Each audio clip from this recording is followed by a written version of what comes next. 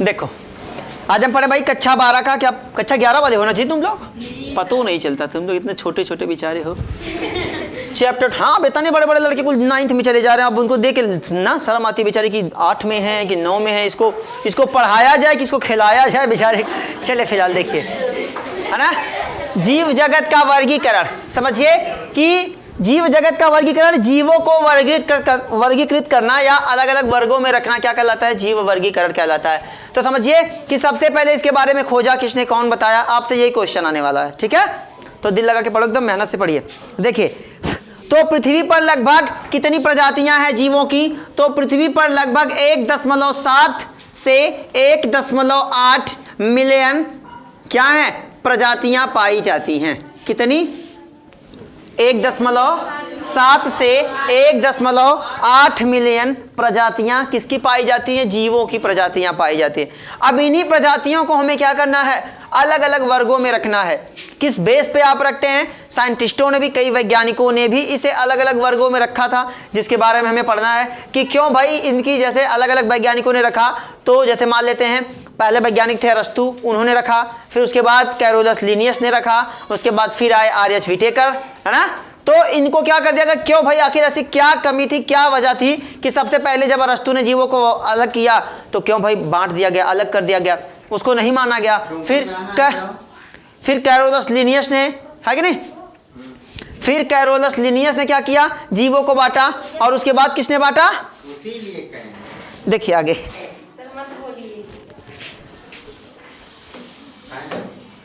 अब देखिए, तो 1.7 पृथ्वी पर कितने, 1.7 से 1.8 मिलियन क्या है प्रजातियां हैं, जिसमें से ध्यान दीजिएगा। अब इसको हम क्या कर लेते हैं, यहाँ कैलकुलेशन थोड़ा सा आपको आना चाहिए कि क्या होता है। मान लेते हैं पूरी प्रजातियों को आपने 100% कर दिया, जिसमें से जंतु कितने प्रतिशत हैं, 70% पे क्या पाए जाते हैं, जंतु पाए जाते हैं, और 22% पर क्या पाए जाते हैं बाबू, पौधे पाए जाते हैं। क्या पाए जाते हैं, पौधे। और जबकि जो बचा कुचा है उसमें क्या पाए जाएंगे, कितना बचा भाई, 22% पे क्या पाए जाते हैं, पेड़ पौधे, और 8% कौन होता है, 8% पाए जाते हैं सूक्ष्म जीव। चलो अब कैलकुलेशन करके देखो, मैं बता रहा हूं, जंतु में हम आते हैं, गजब जीव हो तुम लोग, अपने आप को कुल ढूंढ रहे हैं। देखिए, पृथ्वी पर टोटल कितनी प्रजातियां पाई जाती हैं, 1.7 से 1.8 मिलियन पाई जाती हैं। तो 100% आप समझ लीजिए कि 100% प्रजातियां हैं, जिसमें से 70% क्या है, जंतु के हैं, और 22% किसके हैं, पौधे। और जो सूक्ष्म जीव हैं वो कितने परसेंट है बाबू, 8%। अब इसमें देखो, 70% को अगर 100% करिए, कहने का मतलब है 70% जो जीव हैं, इसमें से इसका 70% खाली कीड़े मकोड़े हैं। जितने आदमी नहीं उससे कहीं ज्यादा तो कीड़े मकोड़े, तब भाई चाइना वाले खा रहे, ये लोग हैं ससुरे बढ़ रहे हैं धनाधन। समझिए, पृथ्वी पर सबसे ज्यादा, अगर कोई पूछेगा कि पृथ्वी पर कितनी जातियां पाई जाती हैं जीवों की, तो पृथ्वी पर जीवों की 1.7 से 1.8 मिलियन प्रजातियां पाई जाती हैं, जिसमें से 70% जो जाति है वो किसकी है, जंतुओं की, और 22% में पेड़ पौधों को रखा गया, और 8% में छोटे छोटे जीवों को रखा गया, जिसे नग्न आंखों से नहीं देखा जा सके। समझ गए। अब उस 70% में भी 70%, अब इसका भी 100% होगा भाई ना, तो 70% में 100, जो 70% का है, इसमें 70% क्या है, कीड़े मकोड़े, कीट पतंगे, है ना, और जो ये 22% पौधे हैं, और इसके बाद कौन है भैया, बाकी जो बचा वो सूक्ष्म जीव हैं।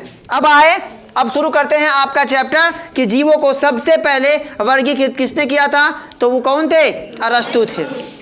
कौन थे भाई, अरस्तु थे। लेकिन इनका ज्यादा दिन चला नहीं। क्यों नहीं चला, क्योंकि इन्होंने पौधों को, मैंने आपको बताया था, इन्होंने क्या किया था कि इन्होंने जीवों को केवल 2 भाग में डिवाइड किया। कितने भाग में, 2। कहा पृथ्वी पर जीव 2 प्रकार के हैं, एक तो पेड़ पौधे और दूसरे क्या है, जीव जंतु, जैसे हम लोग। समझ रहे हैं, जीव, हालांकि जीव में पेड़ भी आते हैं, लेकिन अरे जंतु नहीं लिखने मुझे आ रहा है, शाबाश, गजनी हो जा रहा है ना। समझिए, तो पौधों को उन्होंने 3 भागों में डिवाइड कर दिया। पौधों को उन्होंने 3 भागों में डिवाइड किया, जो आप बड़े अच्छे से वाकिफ हैं। बार बार मैं आपको ये पढ़ाया हूं कि शाक, झाड़ी और वृक्ष। जो नए महापुरुष हैं वो समझ लीजिए शाक क्या होता है। ऐसा पौधा ना, ऐसा पौधा जिसका तना और पत्ती दोनों कोमल हो, मुलायम हो, वे क्या कहलाते हैं बाबू? शाक कहलाते हैं। धनिया क्या है? शाक। भाई चलो गांव में लेके चलता हूं, बथुआ सीजन आ रहा है महापुरुषों, तैयारी कर लीजिए, बेल्ट वेल्ट बांध लीजिए, अब लगेंगे हम सिवान सिवान, है कि नहीं? इधर इधर कौनो इधर पड़ा है तो कौनो उधर पड़ा है, कौनो उधर लगा लाल पीला लेके बैठे पड़े, है कि नहीं? समझिए, तो वो किसमें आता है? वो शाक है। दूसरा क्या है? झाड़ी। समझ रहे? दूसरा क्या है? झाड़ी। जो बचपन में ललचाहा होगा वो झाड़ी से बड़े अच्छे से वाकिफ होगा। झरबेल घूम घूम के खाया है हमने। झाड़ी में वे जीव आते हैं या वे पौधे किसमें आते हैं? झाड़ी में आते हैं। देखो शाक में आप बथुआ कह सकते हैं बाबू, धनिया कह सकते हैं, जिसका तना और पत्ती दोनों मुलायम हो वो शाक में, और जिसकी टहनियां क्या हो? जिसकी टहनियां आपस में उलझी हुई हो, जिसकी टहनियां आपस में उलझी हुई हो और शरीर पर क्या निकले हो? कांटे पाए जाते हैं, वे किस में आते हैं? झाड़ी में आते हैं। ये ध्यान दीजिएगा। तीसरा पॉइंट क्या है? वृक्ष। वृक्ष उसे कहते हैं जो क्या होता है बाबू? जो बहुत लंबा या कई पहले चीज तो कई साल तक वो जिंदा रहता है, पहली चीज। यहाँ आप कई बेचारे कुछ साल तक रहते हैं, लेकिन वृक्ष लंबे समय तक रहता है और उसका तना कठोर होता है और पत्तियां बहुत सारी पाई जाती है, वो थोड़ी कठोर पाई जाती है। पत्ती मैं आपको पढ़ाया हूँ, अब वीडियो देख लीजिएगा, नहीं समझ में आएगा तो। समझ गए? अब देखो, तो अरस्तु जी ने क्या किया था? उन्होंने क्या किया भैया कि जीवों को केवल 2 भागों में डिवाइड किया। पहला कौन था? शाक ना, पौधों को 3 भाग में डिवाइड किया। जीवों को पहले 2 भाग में डिवाइड किया, एक तो जंतु वाला, ठीक है, और दूसरा क्या था? पौधे वाला। तो अब पौधों को भी उन्होंने 3 भागों में, पौधों को समझने के लिए उन्होंने कहा पौधे केवल 3 प्रकार के पाए जाते हैं। शाक या तो झाड़ी होगा या तो वृक्ष होगा, और पौधों की जीवों को उन्होंने भाई जीवों में कहा कि एक तो होता है जो उनमें आरबीसीज पाई जाती है और एक होता है जिसमें आरबीसीज नहीं पाई जाती। ऐसा होने वाला नहीं है कि नहीं? एक होता है भाई जिसमें आरबीसीज पाई जाती है और एक में आरबीसीज नहीं पाई जाती। अब समझिए कि केवल इसी आधार पे आप जीवों को बांट देंगे? नहीं बांट सकते भाई। आरबीसी जिसमें रेड ब्लड कार्पस पाई गई उसको अलग कर दिया, जिसमें नहीं पाई गई उसको अलग कर दिया। तो ये इनका कुछ दिन तक चला। कुछ पौधे भैया देखो अब क्या है, कुछ पौधों को उन्होंने केवल 3 भाग में बांटा, लेकिन अब आया जब फफूंद मिला तो कह रही ससुराई का है क्या है कि नहीं? अब फफूंद मिलेगा अचानक, ये क्या है? तो परपोसी निकल गया, है कि नहीं? अब उनको लाइकेन मिला होगा, है कि नहीं? अब उनको अमरबेल मिला होगा। जब नए नए लोग मिलेंगे, देखिए जब विज्ञान क्या है, विज्ञान ही, जिज्ञासा ही विज्ञान की जननी है। जब आप कुछ सोचेंगे तब आपको नई नई चीजें मिलेंगी। अगर आप जिस चीज में घुसेंगे, अगर कौनो शादी की बात, अगर किसी की शादी पड़ रही है तो आप देखोगे उसके चारों तरफ से उसको सदी एक बात, हर तरफ से वह बतिया मिलती है कि नहीं? कौनो आप जिस बिजनेस में घुसते हो, अगर आप ट्रक चलाना चाहते हो तुमको मारे गाड़ी 1 नंबर मिलेगा, है कि नहीं? आप जिस लाइन में घुसते हो आपको वही चीज मिलती। तो अरस्तु ने जीवों को कितने भागों में बांटा? कहा 2 भाग में। जीव पृथ्वी पर 2 तरह के पाए जाते हैं, या तो पौधे होंगे या तो जंतु होंगे। पौधों को 3 भाग में बांटा, हाँ, शाक झाड़ी वृक्ष में, और जंतुओं को 2 भाग में बांट दिया कि जिसमें आरबीसीज पाई जाए उसको अलग कर दो और जिसमें आरबीसीज नहीं पाई जाए उसको अलग कर दो, बस हो गए जीव। लेकिन ऐसा नहीं। अब जब पौधों में उन्होंने और अध्ययन किया और तो उन्होंने देखा भाई जब ये बना के चले गए तो अलग फिर एक वैज्ञानिक आए। अब आए जिनसे बड़े अच्छे से आप वाकिफ हैं, कैरोलस लिनियस। कौन आए? Carolus Linnaeus. अब उन्होंने क्या किया? जब अरस्तु जी द्वारा बनाए गए नियमों को पढ़ा कि भाई पौधे केवल 3 प्रकार के नहीं, ऐसा तो है नहीं। पौधे केवल 3 प्रकार से, 3 तरह से आप बता ही नहीं सकते। शाक झाड़ी वृक्ष, हाँ ये ठीक है, चलो मैं मान रहा हूं शाक झाड़ी वृक्ष, लेकिन अब पोषण के आधार पे जब चले जाएंगे, अब जनन पे जब चले जाएंगे, है ना, अलग अलग विधियों के आधार पे देखेंगे, आवास के आधार पे देखने लगेंगे, तब तो पौधे कई तरह के हो गए, है कि नहीं? भाई एक स्वपोषी, एक परपोषी, एक रसायन संश्लेषी वाला।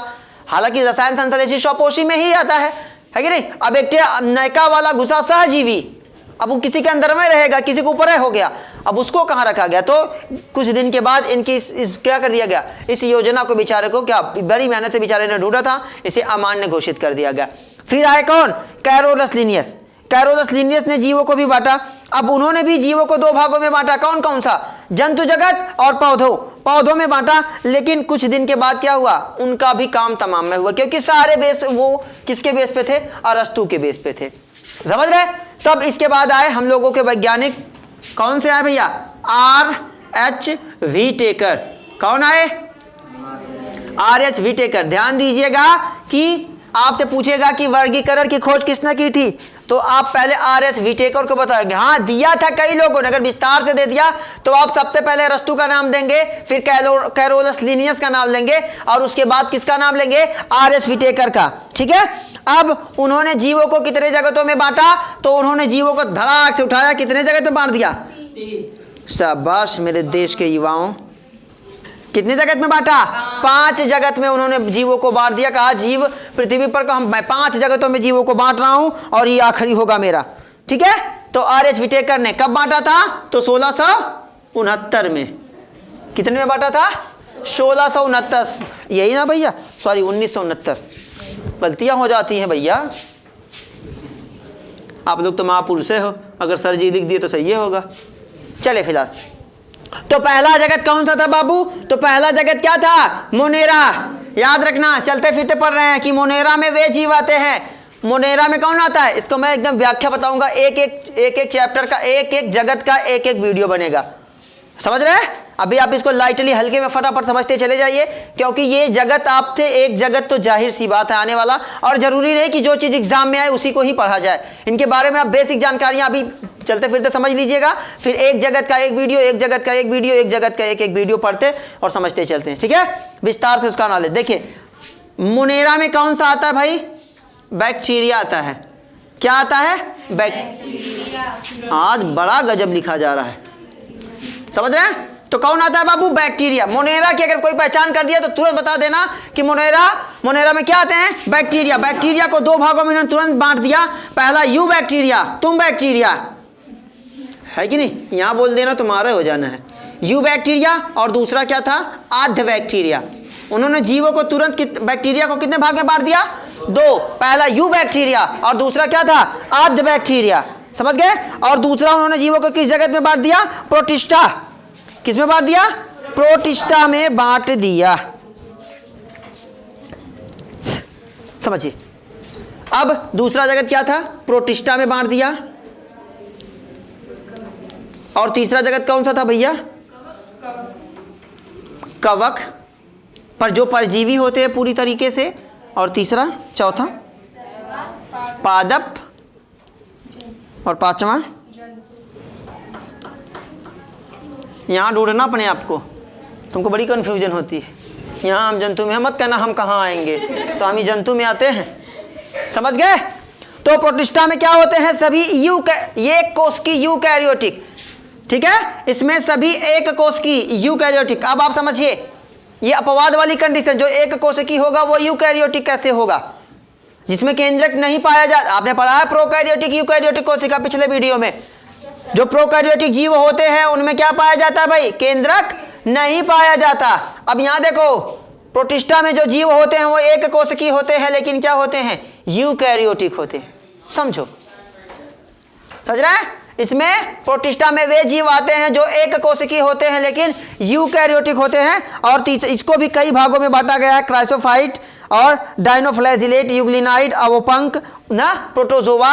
ये चलिए हम विस्तार से पढ़ेंगे। और कवक की बात कर लें तो कवक आप जानते ही हैं, अचार रखा है बेचारा, बरसात आ गया है, कितना बढ़िया अचार आपका हुआ है कि नहीं। तो कवक क्या होते हैं, पूरी तरह से क्या होते हैं बाबू, परजीवी होते हैं, जो दूसरों से अपना भोजन प्राप्त करते हैं। वे किस जगत में आते हैं, कवक में आते हैं। और तीसरा क्या है बाबू, पादप, पेड़ पौधे, वे जीव जो अपना भोजन स्वयं बनाते हैं। और कैसे बनाते हैं, प्रकाश संश्लेषण द्वारा। और प्रकाश संश्लेषण आप पढ़ चुके हैं, पढ़ा आपने। आगे क्या है, जंतु जगत, वे जीव जो भोजन के लिए पूर्ण रूप से किस पर निर्भर रहते हैं, किस पर निर्भर रहते हैं, पेड़ पौधों पर निर्भर रहते हैं, वे क्या कहलाते हैं, जंतु जगत। ये बेसिक चीज़ आप इसको नोट करिए, और अगले वीडियो में आप एक एक जगत के बारे में जानेंगे। ठीक है, बेस्ट ऑफ लक, मेहनत से पढ़िए।